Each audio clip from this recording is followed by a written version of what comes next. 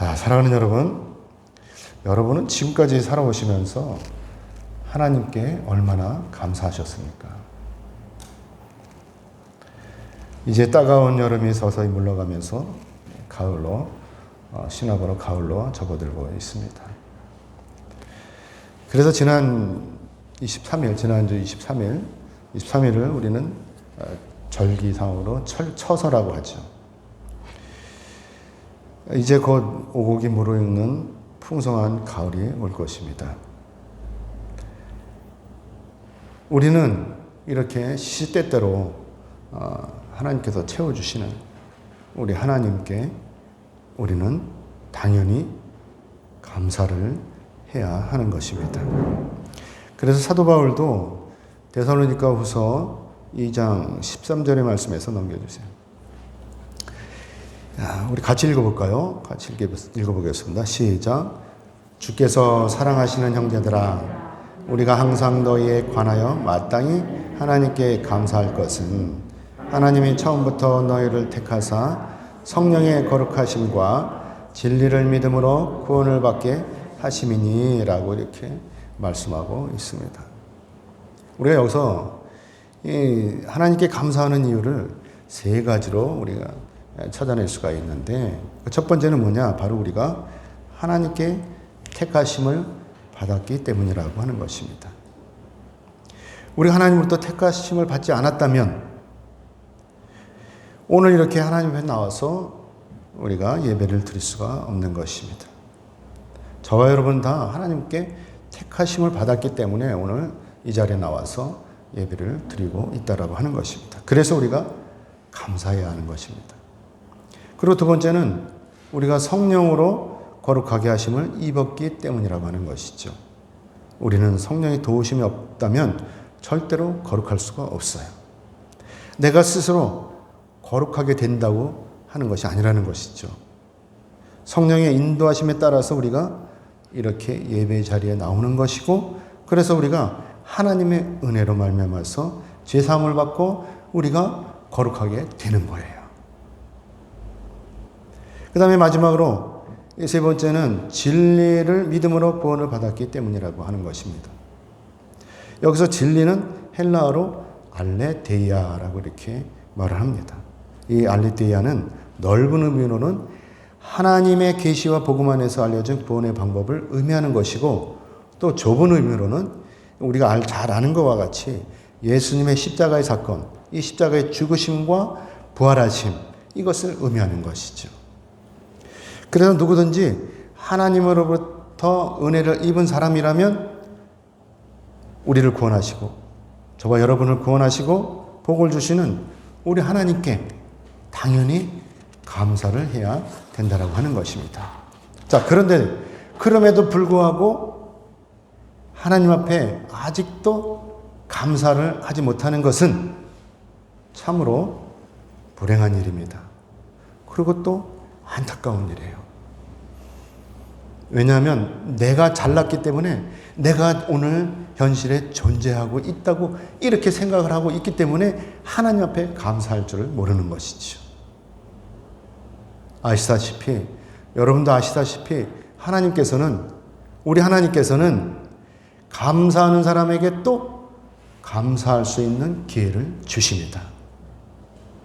아멘이죠? 감사해 보세요. 하나님은 또 감사할 거리를 주십니다. 오늘 본문에 나오는 이 베나닷은 아람의 왕입니다. 당시 아람은 아수르의 팽창에 위협을 받고 있었어요.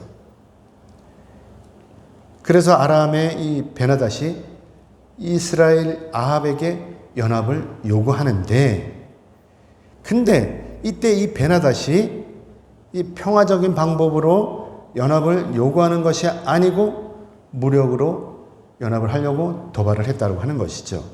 전쟁을 일으키는 것이죠. 그가 이렇게 무력으로 아합을 굴복시킨 다음에 아합을 자기 수하에다 두고 마음껏 부려먹으려고 하는 것이죠. 그냥 이렇게 1대1로 연합을 하면 말을 잘 안 들어요. 그렇지만 두들겨 패가지고 무릎을 꿇려가지고 이 말을 듣게 하면 잘 들어요. 그렇죠? 우리 어렸을 때 보면 우리 학교 가다 보면 좀 힘이 센 녀석이 힘이 약한 애를 때려가지고 가방을 들고 다니게 한다든지 이러는 거예요. 그렇죠? 집사님 안 해봤어요? 그런 것처럼 이 베나닷이 아합을 굴복시켜서 자기 손안에 죽으려고 하는 거죠. 그러니까 전쟁을 일으키는 것입니다. 이때 베나닷이 데리고 온 왕들이 있었는데 32명이나 데리고 왔는데 이 왕들도 다 이렇게 무력으로 굴복시킨 왕들이에요. 그러니까 베나닷이 끌고 다니는 대로 끌려 다니는 거예요. 이렇게 베나닷이 32명의 왕들을 데리고 와서 사마리아 성을 에워싸고 있을 때 이때 사마리아 성 안에 있는 아합은 어땠겠어요? 긴장을 했겠죠. 저놈들이 우리를 쳐들어오면 어떡하나 하고 긴장하고 있었겠죠. 그런데 이때 하나님께서 선지자를 보내셨다고 하는 것입니다. 넘겨주세요. 우리 같이 열왕기상 20장 13절의 말씀을 같이 읽어보겠습니다. 같이 읽겠습니다. 시작. 한 선지자가 이스라엘의 와방에게 나아가서 이르되 여호와의 말씀이 네가 이 큰 무리를 보느냐 내가 오늘 그들을 네 손에 넘기리니 너는 내가 여호와인 줄을 알리라 하셨나이다. 아멘. 이 말씀은 하나님께서 아합을 전적으로 도우시겠다라고 하는 말씀이신 것이죠. 하나님께서 이렇게 아합을 도우시는 목적이 뭐예요? 이 목적은 다른 게 아니고 아합이 이 전쟁을 통해서 모든 전쟁을 승리하게 하시는 분이 바로 하나님이신 것을 아합으로 하여금 알게 하시려는 것이죠. 아합이 잘나서 아합이 똑똑해서 전쟁에 이기는 것이 아니라 전능하신 하나님께서 이렇게 직접 아합을 도우시기 때문에 아합이 전쟁에서 이길 수 있다라고 하는 것을 아합으로 하여금 알게 하시려고 하는 것이다 하는 것입니다. 이때 당시 아합의 병력은요, 성경에서도 이 20장 15절에 보면 청년이 230명이고 그 다음에 백성들이 7,000명이었대요. 그야말로 보잘것없는 이 단출한 병력이었다고 하는 것입니다. 이때 하나님께서 취하신 방법이 어떤 방법이냐, 어떻게 해서 아합이 이기도록 하셨냐 하는 것을 우리가 살펴보면 베나닷으로 하여금 이스라엘 군대를 우습게 보게 하는 것이죠. 저까지 것들 한 주먹거리도 안 되는데 하는 마음을 하나님께서 이 베나닷에게 주게 만드신 것이죠. 그러니까 어떻게 되겠어요? 방심을 하지 않겠습니까? 별 볼일 없는 군대들 저것들 한 주먹거리도 안 되는 거 언제든지 내가 쳐부술 수 있다라고 하는 이런 생각을 갖게 하는 거죠. 그러니까 베나닷이 어떻게 하냐? 이 왕들 32명의 왕들을 다 불러가지고 술 타령을 하는 거예요. 거나하게 술을 먹고 노는 것이죠. 그러니까 어떻게 되겠어요? 술을 먹었으니까 이제 술을 먹고 다 취해가지고 널브러져 있는 거예요. 다 대낮에 완전히 이들이 아합의 군대를 보고 방심을 하고 이렇게 술을 먹고 널브러져 있다라고 하는 것입니다. 자, 그러니까 어떻게 되겠어요? 아합이 볼 때. 그리고 또 아합의 병사들은 어떻게 했습니까? 얼마나 신나겠어요? 이때 공격 명령을 내리는 거예요. 그러니까 이때 아합의 군대들의 병사들이 쫓아가서 이 도륙을 하는데 이 술 취한 놈들 정신없는 가슴 막 찔러 죽이는 거예요. 막 얼마나 신나겠어요? 술 취한 놈들 가서 하는 것이 이거 어떻게 해요? 식은 죽 먹기 전에 그렇죠? 이 술 취한 자들 때려잡는 거 이거 그야말로 식은 죽 먹기지요. 열왕기상 20장 19절에서 21절의 말씀을 같이 보겠습니다. 넘겨주세요. 우리 같이 읽겠습니다. 시작.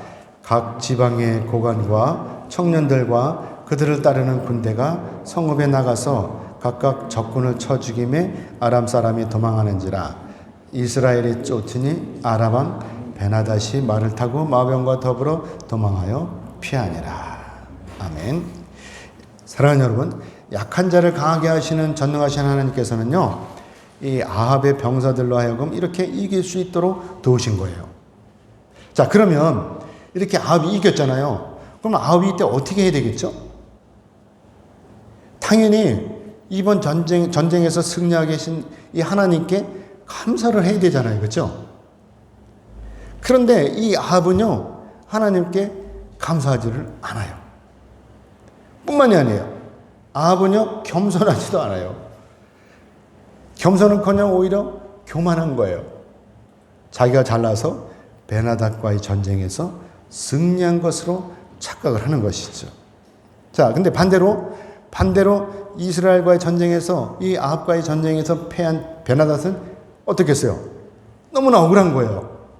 가만히 생각을 해보니까 자기가 막강한 전력을 가지고도 별 볼 일 없었던 이 아합에 패한 것이 너무나 억울한 거예요. 아쉬운 거예요.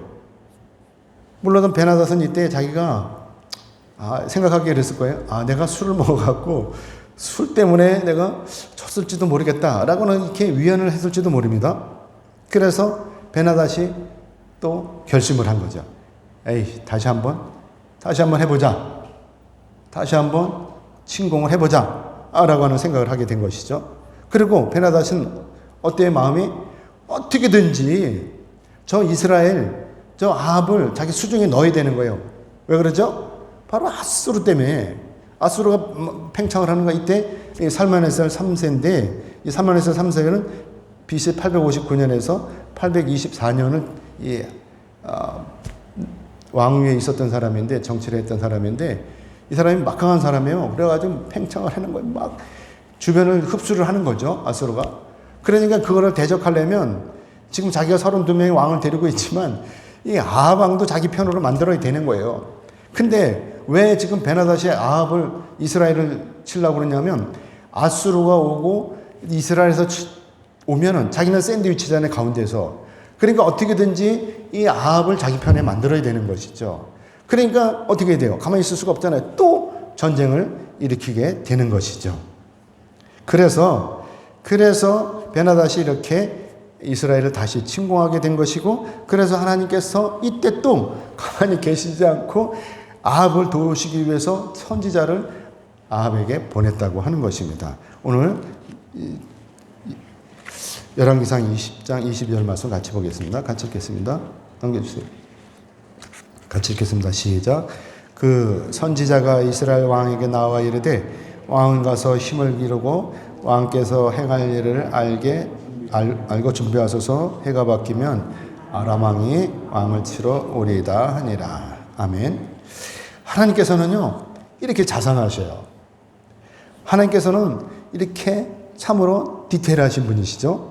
하나님께서는 이렇게 선지자를 보내셔가지고 아합을 깨우시는 거예요. 그냥 멍청하게 있지 말고 준비하라 이거죠. 해가 바뀌면 이제 아람 왕이 이 베나닷이 쳐들어올 것인데 너 그렇게 있으면 안 된다 라고 하는 것이죠. 자, 여러분, 그러면 이때 아합이 준비해야 되는 게 무엇이죠? 군대를 소집하고 총검소를 가리키면서 훈련을 해야 되는 것입니까? 아니면 금식을 선포하고 하나님의 도우심을 전적으로 간구해야 되는 것입니까? 잘 생각해 보세요.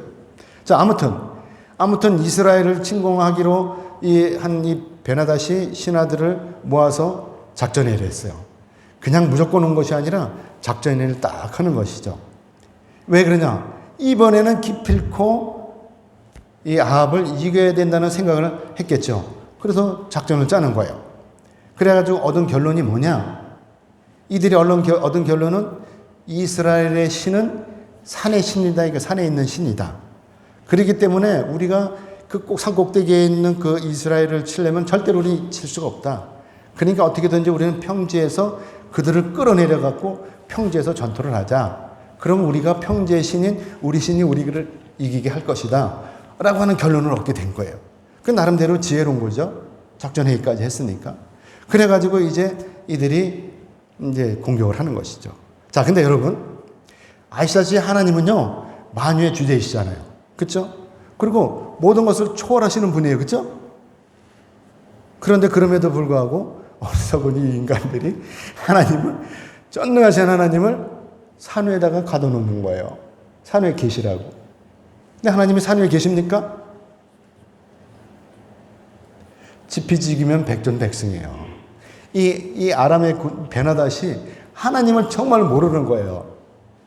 그래서 어리석은 이 인간들이 이스라엘과의 전쟁에서 매번 패하게 되는 것이죠. 오늘 보면 26절에서 27절의 말씀을 우리 같이 보겠습니다. 26절, 27절 같이 읽겠습니다. 시작.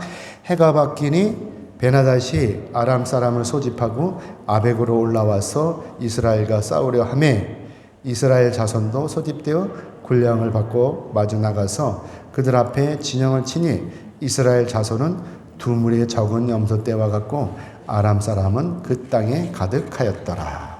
아멘. 베나닷은요, 산꼭대기에 있는 이스라엘과 전쟁하는 것이 거북했어요. 그렇죠? 네, 거긴 이 산의 신이 계시기 때문에 그래서 생각하는 것이 바로 이렇게 평지에서 전쟁을 하자는 것이죠. 그래서 베나닷이 이 전우를 가다듬고 이스라엘을 공격하기 위해서 갈릴리 근처인 아벡으로 쳐들어왔다라고 하는 것입니다. 넘겨주세요. 이 지도인데 아벡의 꼭대기 있죠. 갈릴리 옆에. 이때 아합도 베나닷을 마주하면서 이제 방어하기 위해서 진을 쳤죠. 이제 대치 상태입니다. 자, 그런데 오늘 본문 27절의 말씀에서 뭐라고 합니까? 베나닷의 군대는 땅에 가득 찼는데, 그런데 상대적으로 아합의 군대는 어때요? 두 무리의 작은 염소떼와 같다 라고 이렇게 말씀하고 있잖아요. 그렇죠? 비교가 되는 것이죠. 그래서 우리가 오늘 이 병사들의 숫자만을 단순히 비교하면 아합의 군대는 절대로 베나닷의 군대의 상대가 되지 않는 거예요. 그렇죠? 여러분도 아시다시피 당시에 이 전쟁을 보면요, 이 병사들이 많고 적음에 따라서 이 전쟁의 승패가 판가름이 나는 거예요.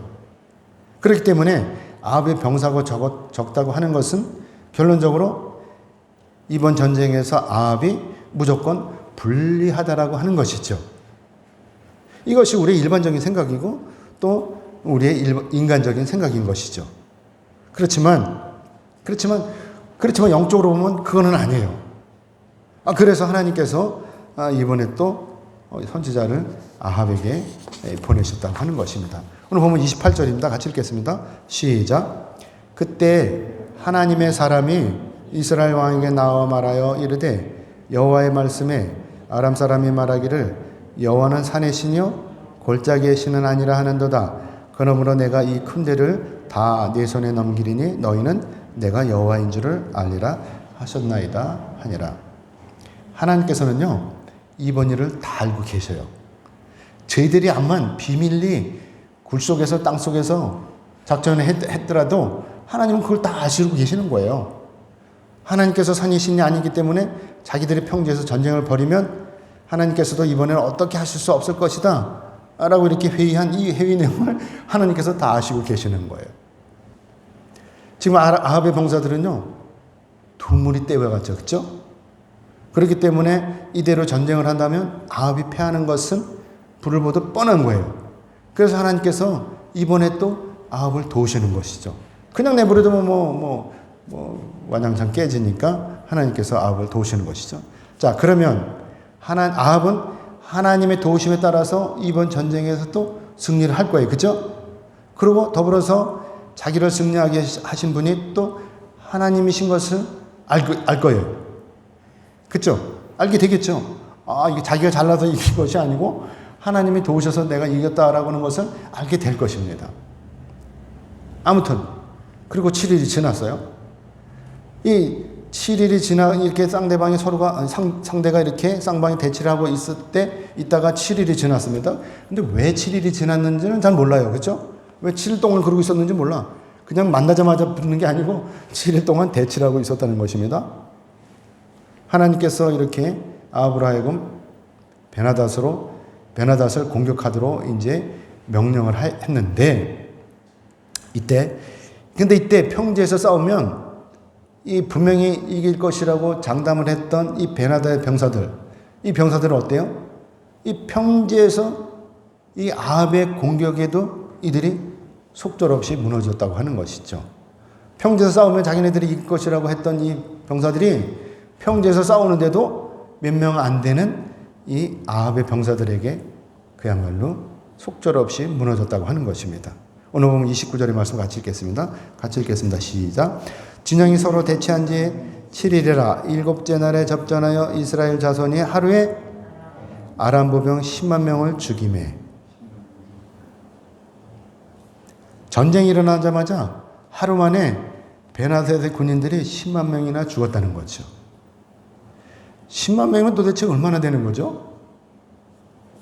과거에 우리나라 선조대왕 때, 선조대왕 16년에 이율곡이 10만 양병서를 주장을 했습니다. 이제 앞으로 외놈들이 올 거니까 우리가 병력을 증강을 해야 된다. 그러니까 10만 병을 양성을 하자라고 주장을 했어요. 그렇죠? 그러면 그 10만 명을 가지고 외놈들을 다 까볼 수 있다고 하는 이런 작전이 세워진 거 아닙니까? 그러니까 10만 명이면 당시 10만 명은 엄청 많은 숫자였다고 하는 것이죠. 오늘날 우리나라 군인이 얼마라고요? 60만 대군이라고 하잖아요. 그렇죠? 60만은 안 되는지 몰라도 뭐 제대로 많이 하니까 안 되는지 몰라도 하여간 그렇다고 하잖아요. 근데 그때는 우리는 지금 인구가 많으니까 그렇지만 그때는 인구가 없는 상태에서 10만 명을 양병을 한다는 것은 엄청난 숫자라고 하는 것입니다.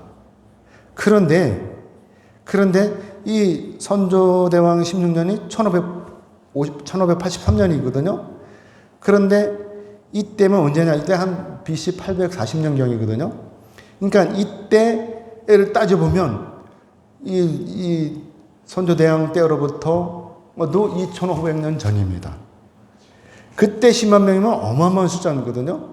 근데 아무튼 이 10만 명을 그냥 염소떼, 두 떼의 작은 염소떼와 같은 병력들이 다 죽여버렸다는 거예요. 사랑하는 여러분, 그러면 이게 누구의 능력이죠? 두 마리 염소떼와 같은 이 아합의 병사들의 능력이냐 하는 것입니다. 아니죠. 뭐 뻔한 거 아닙니까? 그런데 이거 끝이 아니에요. 오늘 보면 30절의 말씀 같이 보겠습니다. 30절 같이 읽겠습니다. 시작.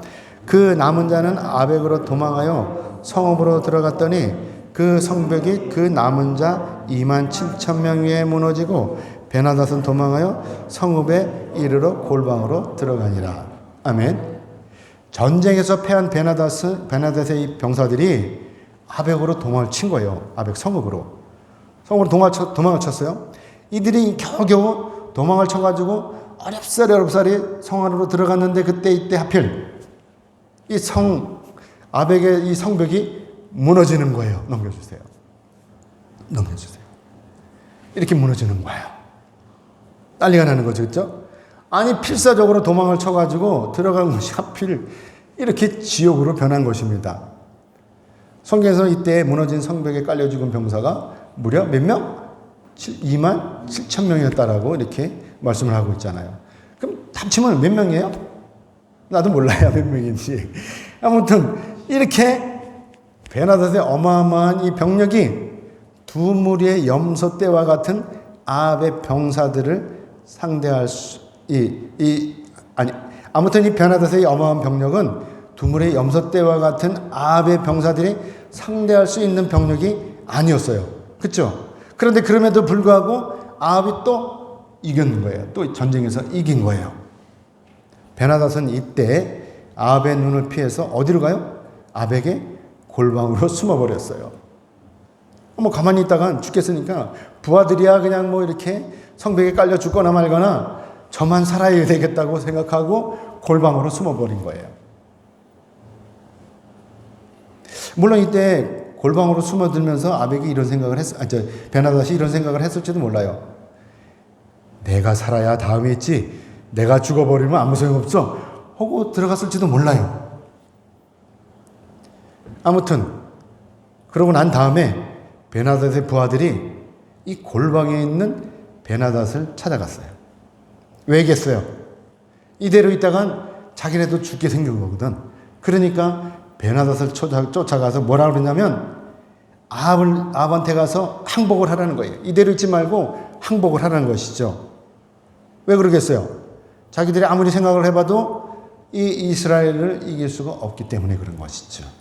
이대로 그냥 있다가는 자기들도 다 죽을 테니까 이 베나닷이 나가서 항복을 하면 혹시라도 모르지 않습니까? 살려줄지. 그러니까 가서 베나닷을 보고 아벡에 나가서 항복을 하는 것이죠. 오늘 보면 31절의 말씀을 같이 읽겠습니다. 시작. 그의 신하들이 그에게 말하되 우리가 들은즉 이스라엘 집의 왕들은 인자한 왕이라 하니 만일 우리가 굵은 배로 허리를 동이고 테두리를 머리에 쓰고 이스라엘 왕에게로 나아가면 그가 혹시 왕의 생명을 살리리이다 하고. 아멘. 이들은 지금 아합을 인자한 왕이라고 이렇게 이야기를 하고 있어요. 우리가 보기에는 어떤 왕의 아합이 엄청 우유부단한 그런 왕이죠. 그런데 인자한 왕이라고 이렇게 이야기를 하고 있습니다. 하여간 그래갖고 이 아합을 찾아가가지고 살려달라고 무조건 빌라는 것이죠. 굵은 배로 허리를 동이고 테두리를 머리에 쓰고 아합에게 나가라고 하는 것입니다. 비굴하게 보이는 거예요. 비굴하게. 아주 초췌하게 그냥 그렇게 보이는 거죠. 당장 죽게 생겼는데 비굴한 게 뭐 소용이 있습니까? 가서 빌고 살자나 보자고 하는 것이죠. 그러나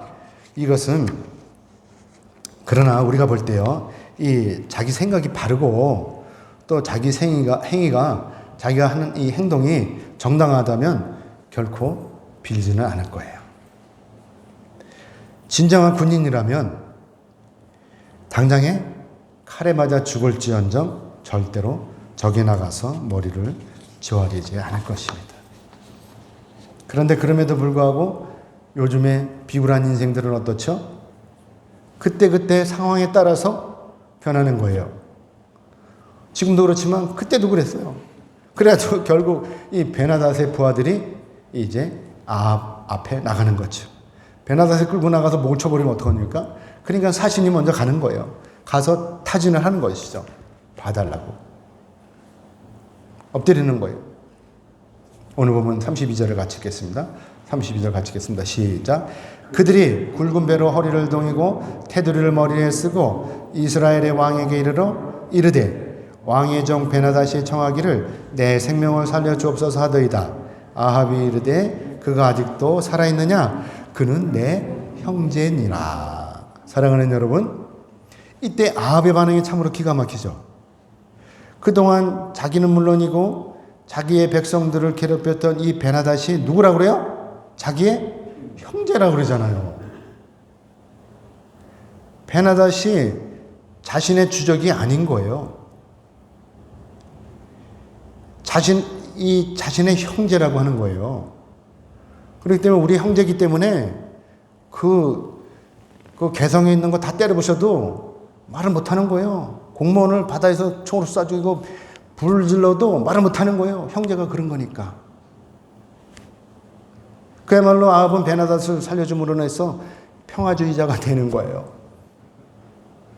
더불어서 아합은 이번 전쟁을 자기의 노력에 의해서 승리한 것으로 또 이 전쟁이 이것으로 완전히 끝이 난 것으로 착각을 하고 있는 것입니다. 전쟁이 이것으로 끝나는 것입니까? 참으로 황당하고 어처구니가 없는 노릇인 것이죠. 아무튼 베나닷의 부하들로서는 아합의 이 말이 얼마나 반갑겠어요? 쾌재를 부르는 거예요. 쾌재를. 조금 전까지만 해도 꼼짝없이 이 아합에게 귀신이 될 뻔했는데 이 어리석은 이 아합의 이 황당한 처신으로 말미암아서 자기들이 다시 살아난 것입니다. 아합은 베나닷을 자기 형제라고 하는데 이보다 더 좋은 일이 어딨어요? 단숨에 자기 왕인 베나닷에 달려간 것이죠. 이런 좋은 징조가 어디 있겠습니까? 베나닷에 가서 얘기를 했겠죠. 지금 아합이 왕을 보고 베나닷 당신을 보고 형제라고 그런다. 아마도 당신 죽일 것 같지 않다. 그냥 나가보자. 가서 무릎 꿇고 빌어보자. 라고 했겠죠. 그러니까 베나닷이 부하들의 이 말을 듣고 지체 없이 아합에게로 달려갔습니다. 이 마당에 베나닷이 머뭇거릴 이유가 하나도 없는 것이죠. 오늘 보면 34절의 말씀을 같이 읽겠습니다. 같이 읽겠습니다. 시작. 베나닷이 왕께 아뢰되 내 아버지께서 당신의 아버지에게서 빼앗은 모든 성읍을 내가 돌려보내리이다. 또 내 아버지께서 사마리아에서 만든 것 같이 당신도 다메섹에서 당신을 위하여 거리를 만드소서. 아합이 이르되 내가 이 저약으로 인해 당신을 놓으리라 하고 이에 더불어 저약을 맺고 그를 놓았더라. 아멘. 사랑하는 여러분, 하나님께서는요 하루 동안에 10만 명이 넘는 이 베나닷의 부하들을 다 죽여버렸습니다. 이제 남은 베나닷과 몇 명의 장수들만 죽이면 하나님의 은혜로 이 전쟁은 완전히 정리가 되는 것입니다. 그렇기 때문에 여기서 중요한 것은 이번 전쟁이 단순히 베나닷과 아합의 결투가 아니고 이방인과 하나님의 백성과의 영적인 전쟁인 것입니다. 이게 중요한 거예요. 그래서 하나님께서 아합의 이 이스라엘을 도우신 거예요. 그렇죠? 그런데 그럼에도 불구하고 이 어리석은 아합이 하나님의 뜻을 무시하고 자기 생각에 따라서 도관에 들어있던 이 쥐를 풀어준 거예요. 사랑하는 여러분,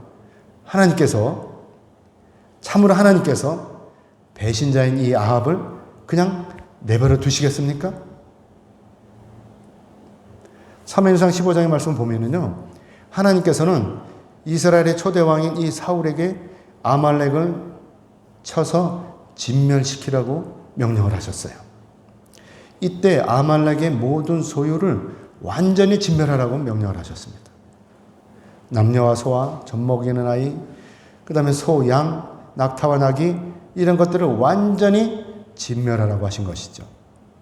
하나님께서 이렇게 사울로 하여금 아말렉을 진멸하라고 하신 것은 과거에 이스라엘이 애굽에서 나와가지고 광야를 갈 때 그때 이 아말렉의 군사들이 이 이스라엘을 괴롭혔던 거예요.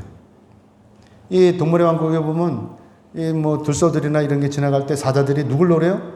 뒤에 쳐져 있는 그 동물들을 노리잖아요. 그것처럼 이스라엘 백성들이 진행을 할 때, 행군할 때 뒤에 쳐져서 제대로 가지 못하는 그런 노약자들, 이런 사람들을 공격을 해갖고 탈취하는 거, 뺏는 거예요. 얼마나 악합니까? 그러니까 하나님께서 이 아말렉을 진멸하라고 명령을 하셨어요. 그런데 그럼에도 불구하고 이 사울이 자신의 생각에 따라서 하나님의 명령을 무시하고 아말렉과 그 아말렉의 그 아가왕도 살려주고 당시에 살찐 짐승들을 다 살려준 거예요. 그 왜 살려줬냐고 사무엘이 물으니까 당신의 하나님께 제사 지내라고 그랬다는 거죠. 그래서 살려준 거라는 거예요. 하나님께서 그때 이런 사울을 그냥 내버려 두셨습니까? 사울이 전쟁에 나가서 아들과 함께 다 죽어버렸습니다. 여러분 오늘 이 말씀을 통해서 무슨 생각이 드십니까? 전능하신 하나님의 뜻을 무시하고 교만함으로 돌이킬 수 없는 죄를 지은 이 아합이 정령 살기를 바랄까요? 그래서 하나님께서 선지자를 통해서 아합에게 이렇게 말씀을 하시는 거예요. 넘겨주세요. 열왕기상 20장 42절의 말씀을 보면 이렇게 말씀하고 있는데 우리 같이 읽어보겠습니다. 같이 읽겠습니다. 시작. 그가 왕께 아뢰되 여호와의 말씀이 내가 멸하기로 작정한 사람을 네 손으로 놓았은즉 네 목숨은 그의 목숨을 대신하고 네 백성은 그의 백성을 대신하리라 하셨나이다. 아멘. 하나님께서는 어떻게 아합을 그냥 내버려 두시 않으시겠다고 하는 거예요. 선지자를 보내서 이렇게 말씀을 하셨다라고 하는 것입니다. 이제 말씀 맺겠습니다. 하나님께서는요, 우리가 매사에 감사하기를 원하십니다. 하나님께서는 분명히 우리 참으셔요. 그래서 죄인인 저와 여러분이 오늘날까지 이렇게 무사히 버틸 수가 있는 것입니다. 우리가 죄 지은 거 생각하면요, 저는 여기 있을 수가 없는 거예요. 제가 돌아보면요, 벌써 저는 지옥으로 갔어요, 올라요. 그런데 그럼에도 불구하고 하나님께서는 지금까지 저를 살려주셨잖아요. 그 이유는 바로 뭐죠? 저로 하여금 회개하라고 기회를 주시는 거예요. 저뿐만입니까? 여러분 아니에요? 여러분도 마찬가지입니다. 그럼에도 불구하고 어리석게도 제가 회개하지 않고 아합처럼 그대로 하나님의 심판대에 선다면 어떻게 되겠습니까? 하나님께서는요, 완전히 단호하셔요. 그래서 이사야서 30장 14절의 말씀을 보면 넘겨주세요.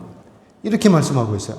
실감이 나요. 이 말씀을 보면 우리 같이 읽겠습니다. 이사야서 30장 14절 시작.